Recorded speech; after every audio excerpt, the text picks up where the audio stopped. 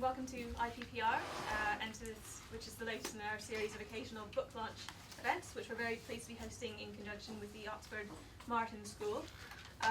Sorry to keep you inside on a very sunny lunchtime, but hopefully we'll have a great discussion. We've got an excellent lineup here, some great panelists, and I'm sure we're going to have a very interesting event today. My name is Alex Glennie. I'm a research fellow here, and I work on issues of globalization, migration and development, and have most recently been involved in a major year-long project led by Lord Peter Mandelson on the future of globalization. A lot of overlap between what we've been working on and what Ian's been working on, so it's great that he's able to come in today and talk to us about his book. I have copies of our report on your seats, and we also have copies of Ian's book, which I think that his team are going to be selling at the back, so just to get the plugs out of the way first. The book is fantastic. It's looking at the impact of globalization on poverty and really sort of interrogating the idea that globalization necessarily leads to reductions in global poverty, saying that the relationship is much more complex than that, which is certainly something that we found in our own research. So Ian's going to talk about the major themes of the book, and then we're going to have a panel discussion with a sort of excellent group here. We also have Krishnara Ali, who's the Shadow Secretary for International Development and also MP for Bethnal Green and Bow.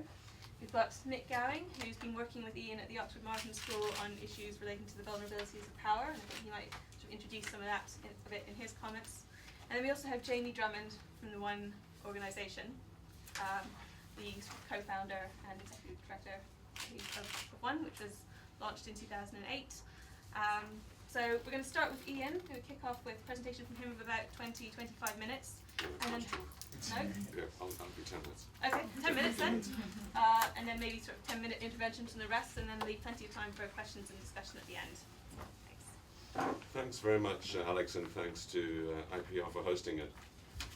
This discussion, I thought that the recent report that you did on globalization was really an excellent way of thinking about some of the big long-term issues, and very complementary to the work I've been doing. Now, I'm particularly grateful to my co-panelists for promoting the book on the stand here, but to Krishnara Ali, Nick Gowing and Jamie Drummond for coming. I mean, they're all incredibly busy, and I hope it's because of the importance that they hold these issues to be, that they've made time today to be. And thanks to all of you for coming.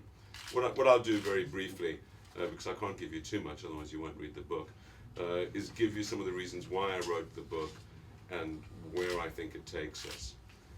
The principal reason that I felt this was worth investing serious time in is that globalization, although it's the most powerful force affecting the planet today, for everyone, but particularly for poor people, although it is that powerful force, it's also perhaps the least understood.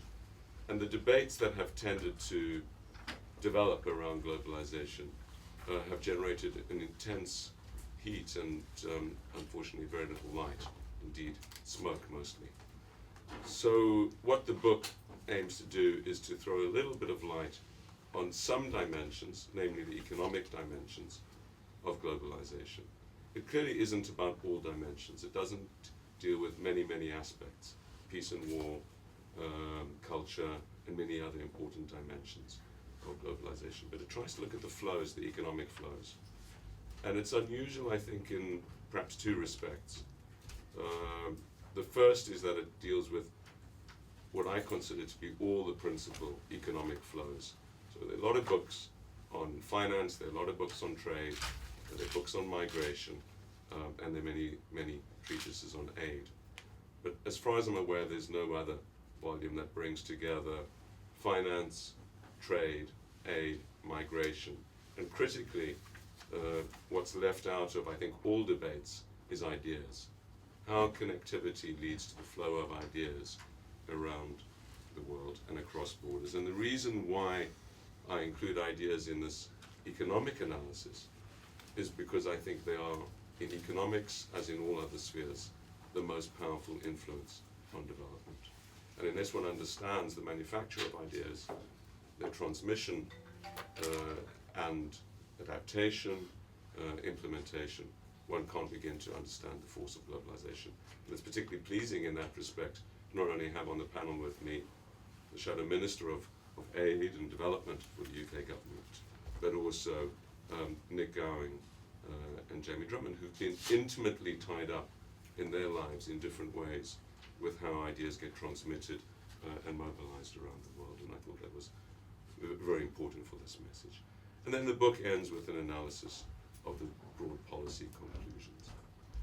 Now, the significance of this book, which is a totally revised edition of a book I first did in 2005, about 70% new, has grown since I first worked on this in the first edition in 2005. And it's grown because the level of connectivity has grown. So the hyperconnectivity of the world makes this transmission of all these flows more intense, but also because what we've become aware of over the last 3 years is the intensity of systemic risks. So globalization, as I argue in the book, is the most powerful progressive force that the world has ever known, but it's potentially also the most powerful destructive force the world has ever known. And it's that balance between how connectivity is managed, the upside is harvested, and the dangers of hyperconnectivity, of systemic risk are managed. That is really the most challenging thing, I think, for policymakers around the world. Because poor people and poor societies everywhere are most vulnerable to risk, they are most vulnerable to the negatives associated with the transmission of bad things through globalization, bad ideas, financial crises, climatic shocks, pandemics, other dimensions of globalization. But also because they are most desperately in need of escaping their poverty. They are potentially the people that would benefit and the societies that would benefit most from globalization. The paradox then is that for many people the problem isn't too much globalization, but too little. In other words, for the societies of the Sahel, for the societies of Central Asia and elsewhere, it's the fact that they have not been able to benefit from many dimensions of globalization, be they medicine, health, trade opportunities, or other opportunities, that has trapped them in poverty. And crucially, and this is why migration is so important in this book, because they have not been able to migrate. So let me do a very, very quick Cook's tour of the book. The start of the book is a discussion of poverty, and what we mean by poverty and how it's changed over time. And it makes the crucial point that if you look at the long term, like the last 200 years, and try and correlate openness with or connectivity as measured, for example, by trade, with poverty reduction, there's no direct correlation. The arguments which are intense around the relationship between trade and poverty reduction are, in the overall, I think, subject to immense overriding by all sorts of other considerations. In other words, the policies, who benefits from trade? What does trade do? Does it bring the opportunities for people, or does it just nurture a very small elite? So the analysis on that is necessarily circumscribed by my own narrow view as an economist. I mainly focus on income poverty rather than many other dimensions of poverty. And clearly those other dimensions are important. What the book shows is that since the 1990s there's been a structural change, a step change in the intensity of connectivity. The fall of the Berlin Wall, the opening up of China, the ending of dictatorships in over 63 countries around the world, including in my own country, South Africa, was associated with a structural step change in the level of all societies' connectivity. And there's really only one society in the world now that is not connected, and that's North Korea. But virtually everywhere else has degrees of connectivity which are structurally different to before 1990. What has that done for poverty reduction? The argument I make is that it's been extraordinarily beneficial to many, but there have been well over 2 billion people that have not benefited from this process. The data on poverty are always difficult to get one's head around. But clearly, if one looks at the data on China and on India, a number of other places, there has been extraordinary, unprecedented in history, wealth creation, income creation. But over 2 billion people left out. The focus then goes through the different dimensions, through finance, through trade, through aid, migration, and ideas and policy. The main point I'd make on trade is that the scandal of OECD agricultural subsidies, which remain at over $240 billion, well over double the levels of aid, bizarrely continues. At a time when the economic arguments have been exhausted as far as I can see, the political arguments for the sorts of protectionism that occurs are nonsensical, and the environmental arguments around the extremely destructive effect of these subsidies are mounting. The policies continue and the Doha round is stuck in the morass. So this is a tragedy. It's a tragedy because all the evidence points to wise opening up of markets would lead to major benefits for developing countries. The increased price instability in the world, the increased level of prices of food products is also associated with this. Now, it's not the case that all trade liberalization is good, and that's certainly, I hope, not a message you'll take from the book. It has to be nuanced. It has to be in the context of special policies and differential policies for low-income countries. And it also has to recognize that illicit trade, trade in arms, trade in slaves, trade in other areas, are the underbelly of trade.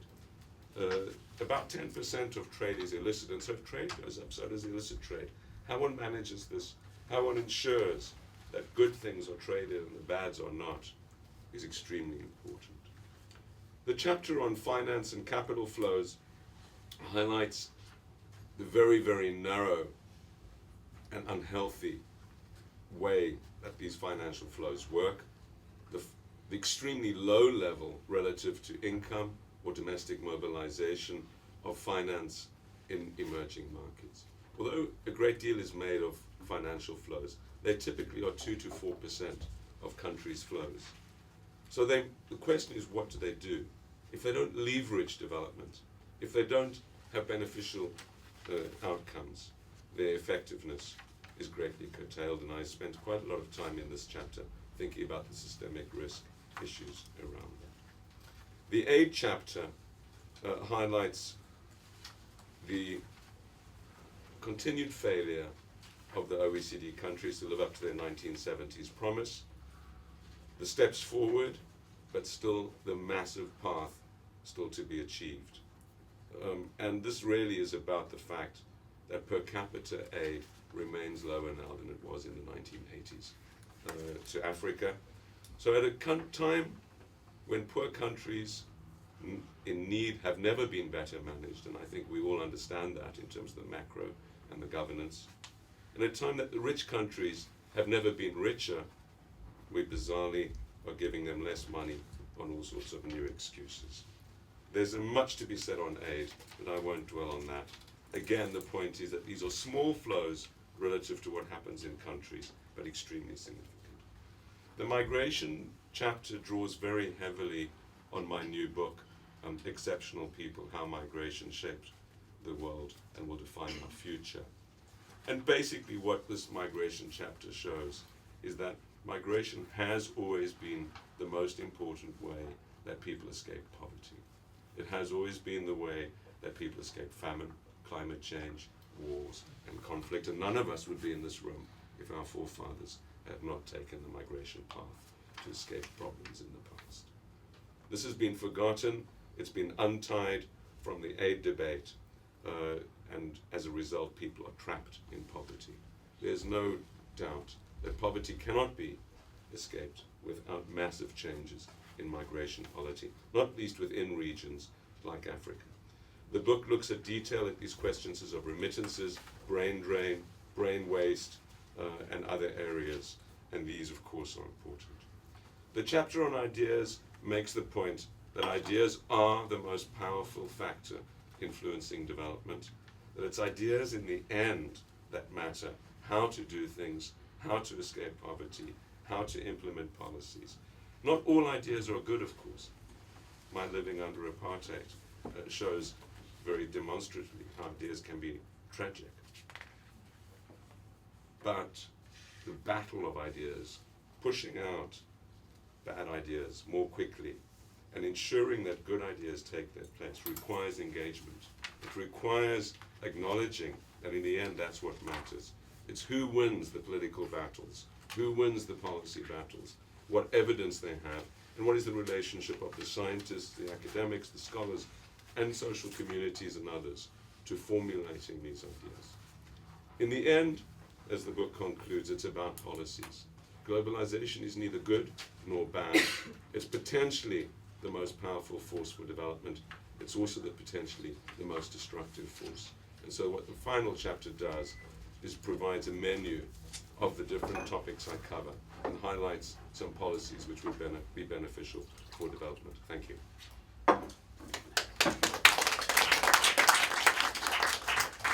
Thank you very much, Ian, for a very concise overview of the book and offers lots of issues that we might discuss later in the question and answer session. I'll hand over next to Rishnara to respond. Thank you very much, and it's a pleasure to be here at the new offices of IPPR, where I once a very long time ago worked, just in Southampton Street. But you can't imagine how intimidated I was to come back to IPPR, probably because I felt like I didn't want to leave my side down. And so it's a great pleasure to follow after Professor Goldin's. And I also want to congratulate you all for the report you've written on this subject. I think for too long there's been a lot of debate about this without enough of the evidence, without enough of a sense of the pros and cons of globalization. So you've had the civil society movements in the late 90s and early noughties in the US and elsewhere. But not often we've rarely had the evidence base and thinking to really get to grips with why globalization matters, where the positive value is, and where the challenges are, and what it means for policymakers, politicians, citizens, and of course civil society organizations. And I think obviously Professor Goldin has already set out some key, some of the major issues around globalization, and so I'm not going to go into too much of the detail and the facts, but I'm looking forward to reading the book. I've just got it, reading the book thoroughly, and I know that it will inform our thinking in the Shadow International Development team for the Labour Party. I think this idea of globalization being a powerful, progressive, hugely progressive idea, and progressive in it, what it can achieve, as well as destructive consequences, is really, really important for us to think about, for those of us on the centre left, not least because we have a lot of reflections to make as the Labour Party in terms of where our starting point was in the 90s and during the time in government, and where we achieved a great deal, but where we perhaps did not look closely enough both at home and abroad in developing countries to understand the significance of what free markets, free trade can mean, both in terms of its potential for tackling poverty, reducing poverty through trade, where the policies are appropriate, as Professor Goldin has highlighted, but where overlooking the impact on the ground, whether it's here at home in the East End of London in my constituency, or Barking and Dagenham, or in the northern cities that have had industrial decline and then have not had alternative forms of employment being replaced by that decline, or in the developing countries, whether in African countries or in Asian countries. Those are the themes that actually bring us together, whether we're sitting in the UK or in Bangladesh or India or China. So this is a debate that's absolutely critical for all of us, and I think for us as a Labour Party, the thinking the thinking that's going on in the party is very exciting. I know that everyone's keen for us to return to power, and we are too, and there's a vibrant amount of thinking going on. about what it means to live in a globalized world. What does it mean to have responsible capitalism? And Ed's speech in the last conference, Labour Party conference, which did lead to considerable criticism, but also actually has led the way in getting people to think about what it means to have a trade and responsible capitalism, and what the roles and responsibilities are for politicians, government, citizens, business, and of course the media. And I think in that context, this debate is critical. When we look at the situation around the world, whether it's the Arab Spring and the push that's coming from citizens, we've got to situate this debate in the context of where the pressures are coming from. And I think politicians in the government are, whether they're in opposition or in government, are going to have to think much, much faster and adapt faster to where citizens are. And you only have to look at what's happening in the Arab Spring, and even in countries like Russia, and in many of the African states where citizens organising and pressure and social media is beginning to move rapidly and push governments to move faster than they would have perhaps otherwise liked to. And I think this point about ideas and innovation is absolutely critical, and how we organise movements as civil society organisations or as political parties is going to be central to the way we shift our approach to moving towards a more progressive globalisation, more progressive capitalism, if you like. I want to take two examples because I think they two country examples, because I think they kind of cement the debates around where the challenges and opportunities are for globalisation. So if you are, as I was, someone coming from, I was born in a developing country, Bangladesh, and I came here when I was very young. If you are coming from a developing country perspective, actually when you talk to people, they want to trade, they want the opportunities, they want to be able to benefit from globalisation. And in a way, the best examples of that are China and India. So China has doubled its GDP in 10 years. It took the US 40 years in the 20th century to do the same. It took the UK 50 years in the 19th century to do the same. And it's advancing at the pace of Europe, industrializing in the space of a few decades what we did in 200 years. Now that is incredible. And I think that we cannot underestimate the signal that sends to other developing countries, whether in Africa or other parts of Asia, at being able to rapidly grow and advance. When you take the poverty reduction numbers, and I know that this is much more complex, as you pointed out, but if we just take the numbers, the World Bank numbers, or even the other official numbers, poverty has been reduced by 683 million since the 1990s in China. Now, trade and liberalisation and the economic opportunities has clearly helped, although there are huge, huge inequalities. And when you look at the challenges facing the country in terms of income inequalities, in terms of the urban-rural divides, the move from the unequal treatment of those coming from the countryside to work in the cities and so on all over China, and of course the civil unrest that often go unnoticed, that poses the problem of potential destructive impact of globalization for a country. Then let's take the example of India, which is a lot further behind in terms of tackling poverty, and you have more people in poverty. Most of you will know that there's more people in poverty in India than in sub-Saharan Africa, concentrations of poverty in some key states, which is why we support the position that the UK government has continued to follow, which is to continue aid for the foreseeable future to India to try and help reduce the poverty levels, but gradually make the exit strategy so that India can take responsibility for its own poor and develop the social welfare systems that are required to address those challenges. But India gives you another fascinating example of innovation, a growing middle class, although not big enough, not as big as people might assume. But in time, we will see that, and the huge spending potential, both in both those countries, and the opportunities that are presented to us in the future in terms of trading opportunities for Europe and America, although that's going to take some time. Now, one of the questions for us is, in a country like India, where there are 400 million people still living below the poverty line, what is the role of development aid? What is the role for corrective forces, both within and externally? And I think, just to throw out some ideas at this stage, and I'd be interested to hear your thoughts on this, I think one of the questions for those countries like India and China is, how do we move towards a situation where they're actually net contributors to aid and development? Now, they are doing that in Africa. Often it's because of economic interests. So how can they come into the global system, not just in terms of trading, but in terms of development and aid, to operate as responsible world governments, where they're playing a much more appropriate role in terms of tackling poverty and working together with developing countries. The second point in relation to India and China is actually to do with what we can share and learn. And I think too often, even in centre-left governments, there has been an attitude of paternalism, and we need to make a shift away from paternalism to partnership.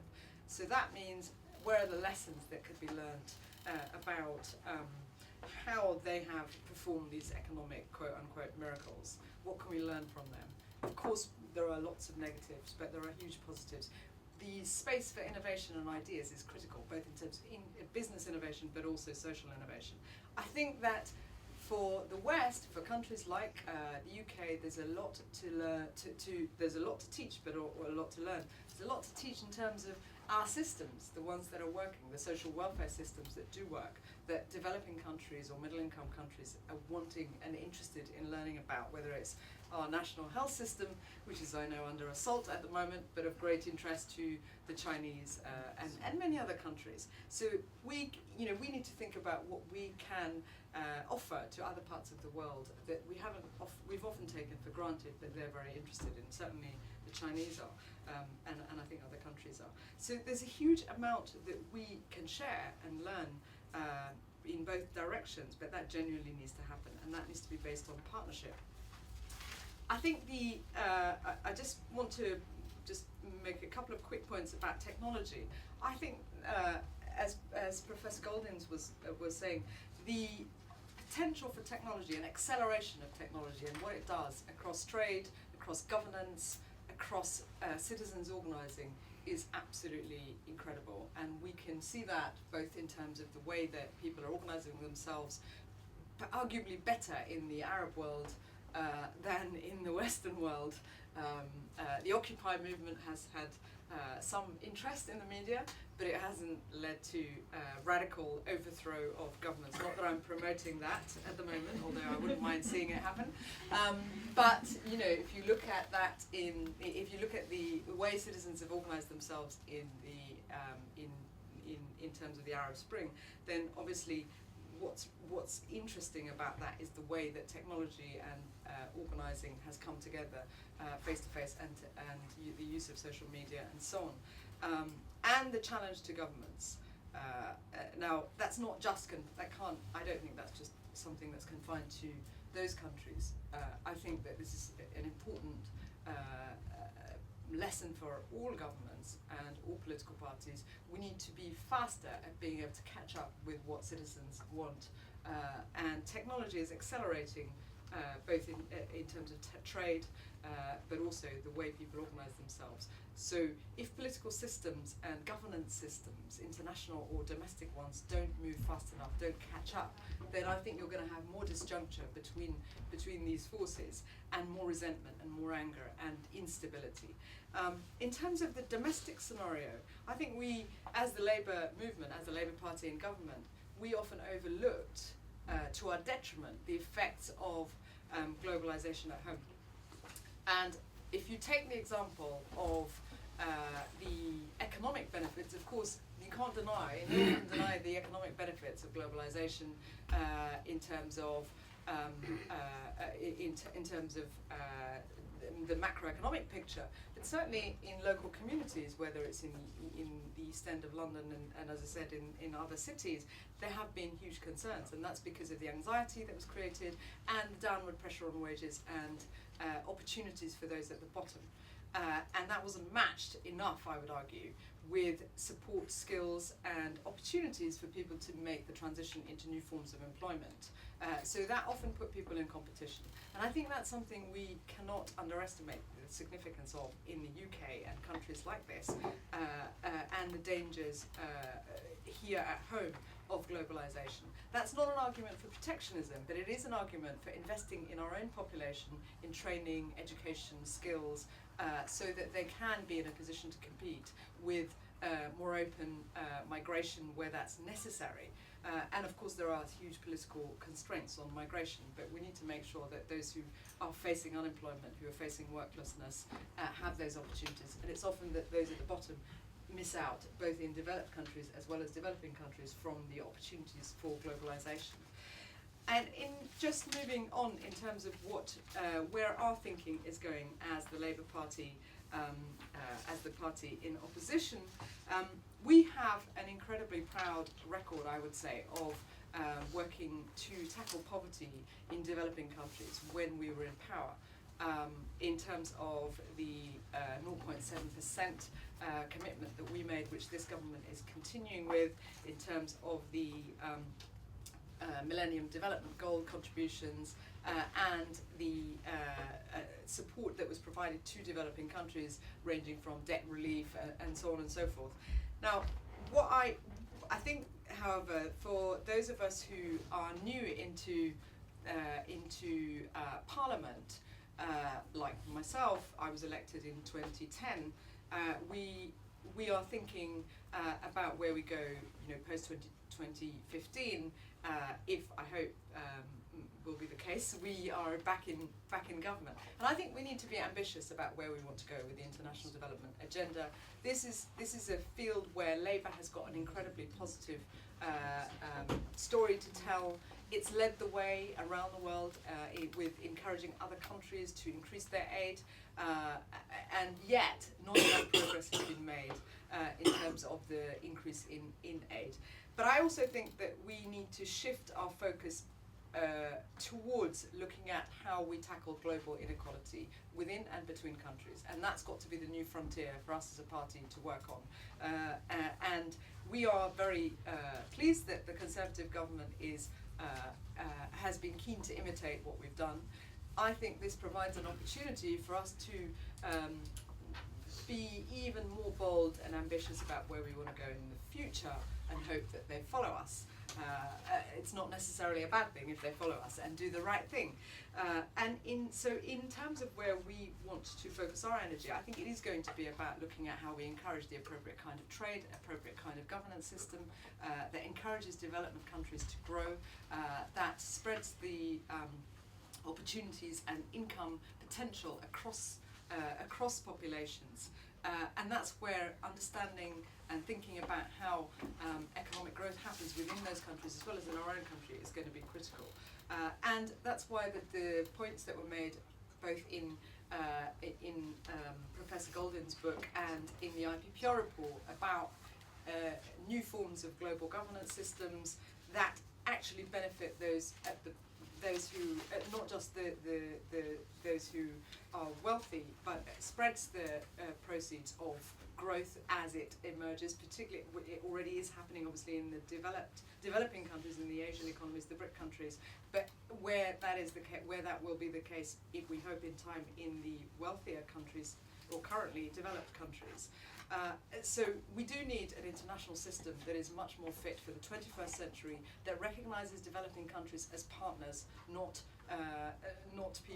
countries that have aid provided to them, but the terms of trade are not fit for purpose and not based on partnership and fairness.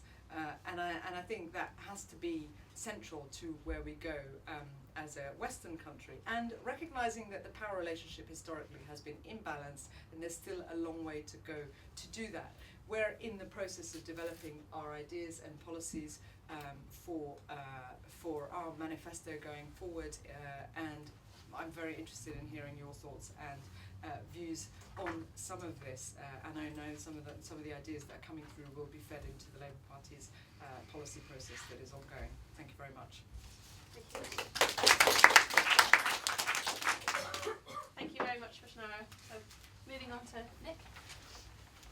Thank you very much indeed, Ian. Thank you very much indeed for inviting me. I have nothing to promote. I have no policies to promote either. Yes, I work as a main presenter for BBC World News, broadcasting for the rest of the world rather than in Britain now. I used to be diplomatic editor for Channel 4 News, but I think the reason why Ian must have invited me to join this discussion today is because of other work I've been doing.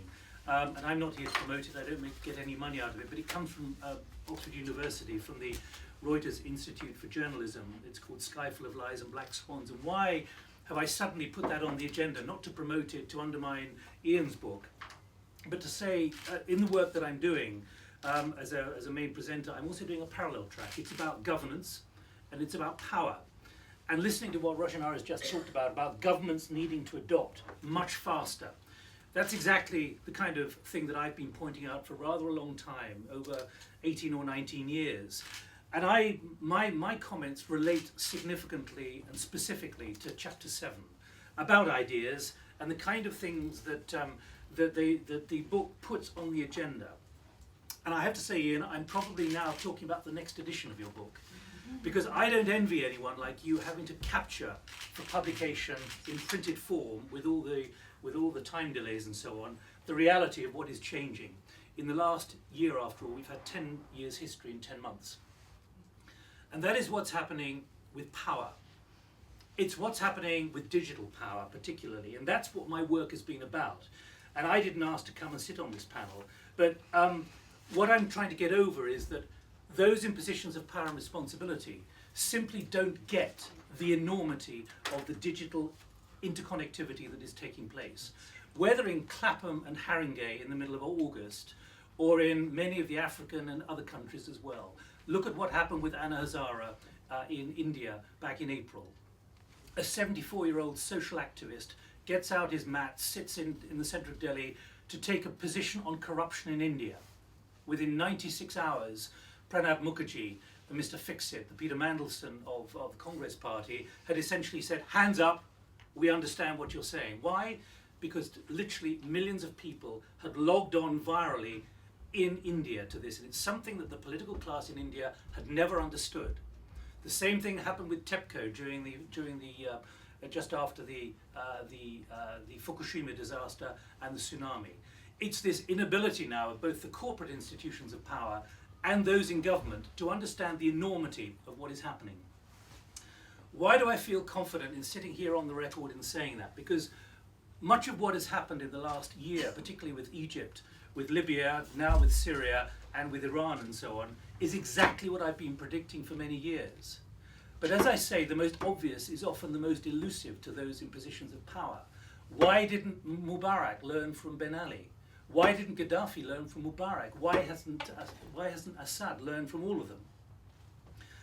I think you will see in this globalized community that's emerging and a new power. We shouldn't be talking about the media here, Ian, in this kind of chapter. We should now be talking about the public information space.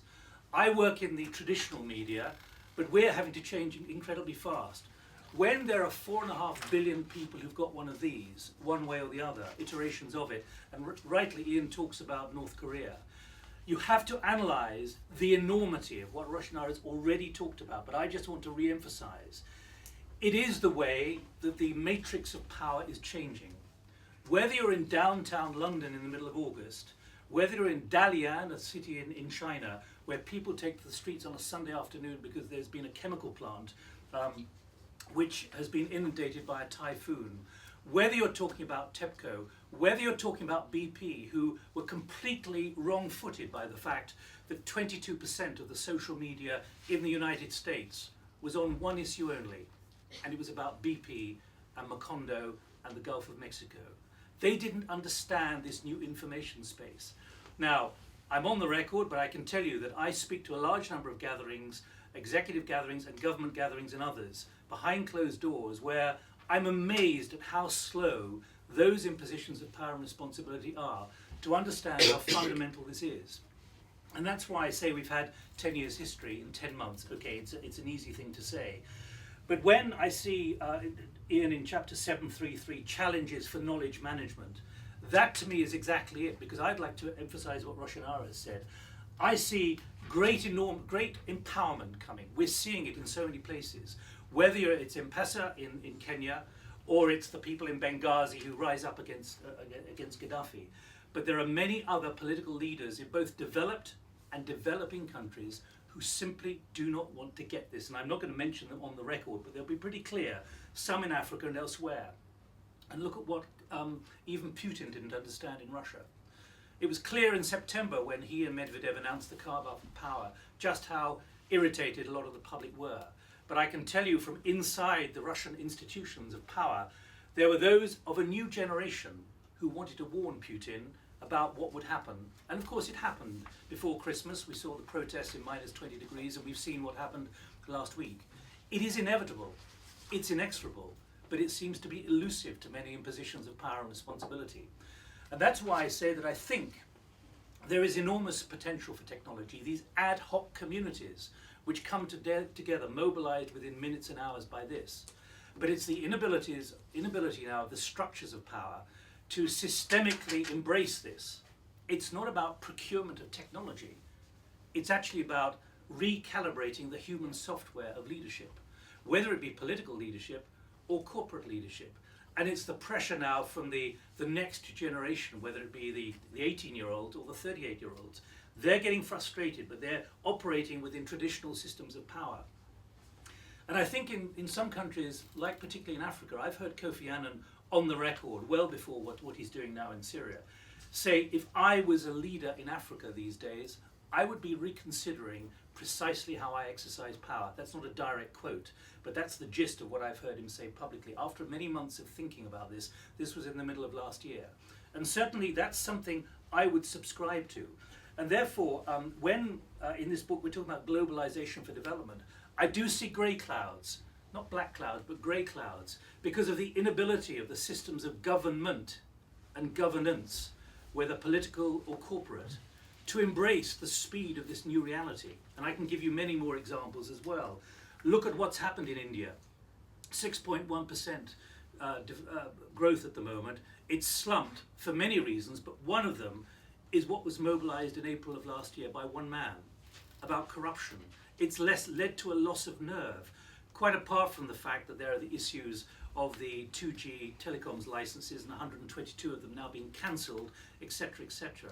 But look at the impact that has had on Congress. Look at the impact that will have on the Indian leadership over the next 2 years before May 2014, which is when there's due to be a new election.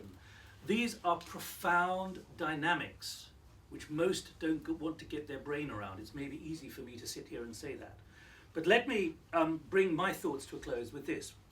First of all, I think in this new globalization, and Ian has identified this in chapter 7, but we need to keep pushing it much further. When he talks about the requisite reforms are indeed daunting, but failure to undertake the challenge will undermine any chances of an effective multilateral system for managing globalization and development.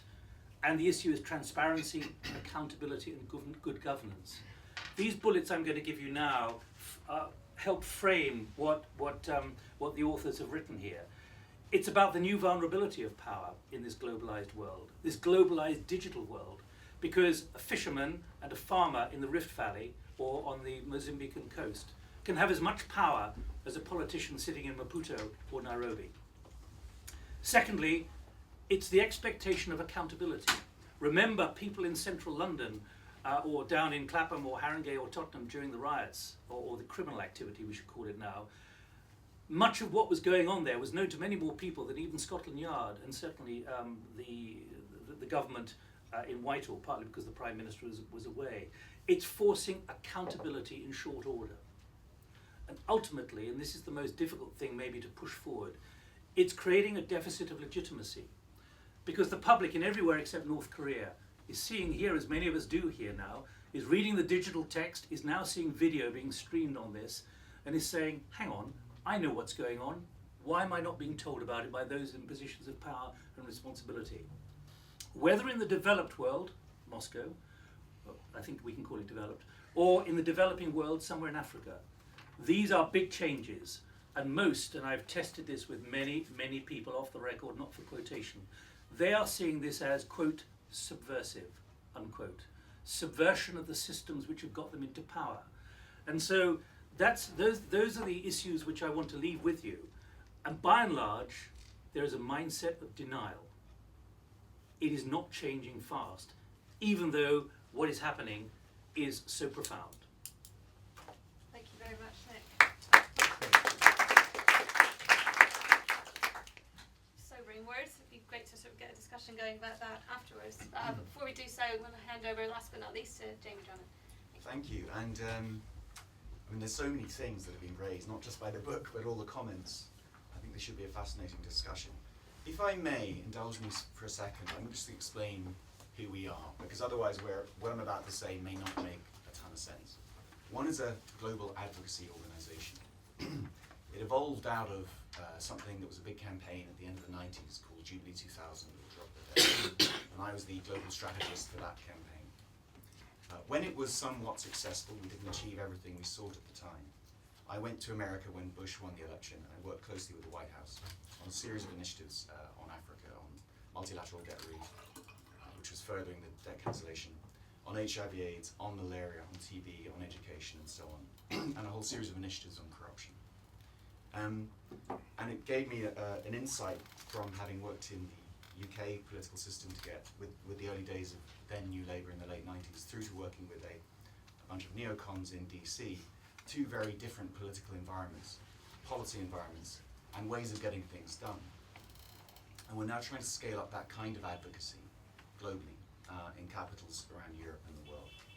And I say that briefly to explain where I'm coming from, because I view our work as having been trying to make globalization work for development, especially the poorest, for the best part of the last 15 years. And there's some amazing news. You talked about the 10 years of history in the last 10 months, and I'll come to that in a second. But let's just talk about the last 10 years for a moment. The last 10 years, approximately those of the Millennium Development Goals, have been quite a remarkable period of progress. And I think it's too easily forgotten and almost unfashionable to talk about good news these days. There's been some amazingly good news. There are 46 million more children have been through school in Africa largely because of debt cancellation. HIV/AIDS, we did an enormous campaign on that at the beginning of the last decade, which has now put 6.6 million people on these antiretrovirals, whereas when we started working there were none on any publicly provided programs. Most of those people would now be dead, and they're not. Malaria, there's been a huge campaign on that the last 4 or 5 years, and malarial death rates have halved in a dozen countries in Africa. And there's many other cases like this, 5.4 million deaths averted from vaccines. All of these things happen because people like yourselves got together, developed some decent policy. The evidence base was put together. It combined with new technologies. Then campaigns were funded. Campaigns were put together. Again, people like yourselves would have joined those campaigns, whether it was Jubilee 2000 or Make Poverty History. And I'm saying all of this because I think there's a companion book to this book, which is probably more sort of campaigning for globalization, for development, which desperately needs to be written, because I don't think a lot of how these things were achieved is well understood. It's not well studied. And I think it's incredibly important. It may even be as important, if not more, than books like this, because it's often taken for granted. And to a lot of what Nick was saying about the new opportunities of this technology-driven drive for transparency and accountability, that is absolutely right. And that is a lot of where we're putting our campaigning efforts now. And the reason I just talked a bit about history the last 10 years is because that great noble gift we decided to give ourselves at the turn of the millennium, called the Millennium Development Goals, which are ludicrously ambitious 15-year set of targets that was trying to make up for the fact that during the 90s we were running around like headless chickens to all these international development summits where everyone was saying my issue is more important than yours, mate. So the malaria people thought their issue was more important than the AIDS people. They thought their issue was more important than the girls' education people over there, or the gender equality people over there, or the climate people over there. Everyone was fighting with each other. And we decided to stop that and try and put them into one package. And try and cut out this kind of, this competitiveness and this robbing Peter to pay Paul attitude. And I think we need to not forget the breadth of the sort of chutzpah of that idea that we were permitted to have because it was the millennium and it felt extraordinary. We mustn't lose some of that energy And we are losing a lot of that energy as we approach the end of that 15-year time horizon. In 2015, there may be a new government here, but there will also be an enormous global effort to figure out what should replace the Millennium Development Goals. Now, if your book has its impact, and I'm sure you want it to have, a lot of your ideas will presumably be feeding into what should replace the Millennium Development Goals, but I encourage you all to try and engage heavily in that debate. But do so with a kind of caveat, which is, please, as you do so, campaign to finish off the Millennium Goals as best we can. Development is full of half-finished projects, people running after the next shiny bauble and actually not seeing through the thing they said they would do in the first place. Development NGOs are particularly reprehensibly culpable of this kind of behaviour because they're desperately driven by the need to market themselves to constituencies that run around after different issues. So they have to round off those issues. So they often don't finish off what they said they would do. So it is incredibly important that everyone holds, if you like, the international development community, in particular NGOs, as well as governments and corporations and partnerships, accountable for doing the best job we can between now and 2015 on the Millennium Goals. And then also have a process by which we design the replacement for them. That is also very different from what gave us the Millennium Development Goals. Because of all of the new technology, the new transparency and accountability drives that are up there, we could do something extraordinary this time. We could actually consult everyone what they think of the first 15 years of our new millennium. What did it achieve? How did globalization work for you, or did it? Ask people their opinions, the poorest people especially, because it's supposed to be all in their name. A lot of people get employed on their name. And say, okay, so what do we think should replace it? And let's have an evidence base of what people actually think would be the right set of ideas to campaign on for the next 15 years or 25 years through to 2030. And it could be actually a bottom-up process. Millennium Goals weren't bad. They were a set of pretty ambitious but also political compromises. They're only things like halving extreme poverty, which is a lot in 15 years, but you know, it's we've actually made amazing progress on that. But what should be those next set of things beyond? On transparency and accountability, well actually, just before I go there, the last 10 years, one of the key things that's happened, if you take, for example, sub-Saharan Africa, aid to sub-Saharan Africa, which is a hotly contested subject, you said it's an sort of unmitigated good. A lot of people disagree with that and dislike groups like ours because we campaign for 0.7 and get bipartisan agreement for it in countries like this, which then means that taxpayers' money is going overseas when they want it at home, and that's a huge issue. And we're having daily fights with the Daily Mail on this. You know, long may that continue, because we've got a great debate going on in this country, and hopefully it will improve the quality of the aid that we give. We should give it, but it will also improve its quality and link it more tightly to some of these kinds of policy proposals that you put, Ian, in your book. But in the last 10 years, while we campaigned for the increase in aid, for example, for sub-Saharan Africa, it's gone from 17 billion to about $42 billion over that period of time. Okay? That's the result of all of that campaigning. Fairly good, especially if it's going into good things, and much of it has. So well done, everyone. During that same period of time, domestic resources mobilized within sub-Saharan African nations has gone from $70 billion to $330 billion. That's where the money is. And it's, yes, a lot of it's about taxes on and levies on natural resource exploitation and the use of that. But it's also just upon telecoms, upon banking, upon services, upon lots of other activities. That's where the money is, and how we can link the increases in aid you talk about, and we've to improvements in policies for the domestic resources, I think will be a key part of how we enact a lot of the policies in this paper. You talked about China and its model and its influence, Rishnara, on countries in the developing world. We have a deep and complex relationship with, for example, the guy who runs Ethiopia, Meles Zenawi. A fascinating test of a lot of this stuff will be, for example, when the World Economic Forum goes to Addis Ababa, which it will do in May. It's never been there before, and it'll be a huge test because people like him are looking at China and thinking, actually, North Korea and not being connected, I might want that for some people in my country. And I'm not sure the connections in Ethiopia are as good as they could be, because there's an element of state control going on there. So I think it's not just North Korea, I think the shades of grey in other places. But by the way, that developmental state in Ethiopia, they've halved hunger and they've halved infant mortality in the last 15 years. So, you know, with that state control, there's a lot of progress that has probably also been delivered by that developmental state that is also quite worried about the possibility of democracy really happening. And how those sort of things play out in countries like Ethiopia will be a key test of how, you know, a technology and accountability that people are demanding is actually delivered by things like telecoms, when telecoms are not properly liberalised in a country like Ethiopia. Should we, for example, only be campaigning on the liberalisation of telecoms in Ethiopia as the particular intervention that must be the next stage in that country's development? Anyway, there's so many things we could all talk about, and I look forward to continuing this conversation.